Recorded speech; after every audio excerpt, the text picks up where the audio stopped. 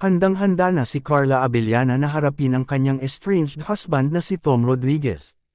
Nasa Pilipinas na ngayon si Tom matapos ang mahigit 2 taong pananatili nito sa Arizona, USA, makaraang maghiwalay sila ni Carla. Ikinasal sina Carla at Tom noong October 2021 matapos ang 7 taong pagiging magkasintahan. Subalit nagulat ang publiko nang mapabalita ang kanilang breakup noong January 2022, o 3 buwan lamang mula nang ikasal sila.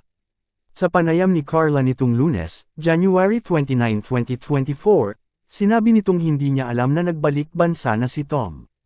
Gayunman, nakahanda naman daw siya sa posibleng pagkikita nila lalo na't pareho silang artista. I didn't even know, ngayon ko lang nalaman, na nasa Pilipinas na si Tom, ani Carla. Dagdag niya, I don't feel intimidated, scared, nervous. Wala namang ganoon. Of course, artista siya, may obligation siya, dating naman talaga yung day na babalik siya sa trabaho. Hindi naman maiiwasan yan. I've thought about it many times, expected naman yan, nobody just knew when. Kung sakasakaling magkasalubong at magkita sila ni Tom, nakahanda na ba si Carla na harapin ang dating asawa? Sagot niya, I think naman okay lang. Ready naman ako. Hindi naman ako yung type na ayoko, or avoidance or what.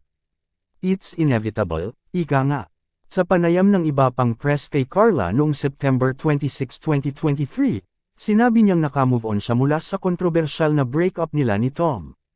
Sabi niya, nahanap ko na po yung aking peace, yung talagang nasara ko na po yung chapter na iyon ng aking buhay. Lagpas-lagpas pa po, kumbaga, sa pag-move on. So, masayang-masaya po. Definitely masaya po ako ngayon sa buhay ko. I'm happy where I am pati po sa kung sino ako today. Inusisa rin si Carla kung handa na ba siyang maging magkaibigan sila ni Tom. Hindi raw isinasara ng aktres ang posibilidad. Paliwanag niya, yung mga hindi nga natin akalain na hindi posible, nangyayari po. Yung mga akalain nating mangyayari, hindi nangyayari. Kumbaga, sa buhay po, napakadami pong kaganapan na unpredictable. Ayoko pong, kumbaga, tudukan o maging definite sa anumang bagay, anything can happen.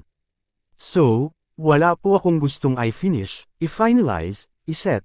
Ikaw anong masasabi mo sa balitang ito? Mag-iwan lang ng komento at huwag kalimutang mag-subscribe sa channel ko para updated kayo sa showbiz.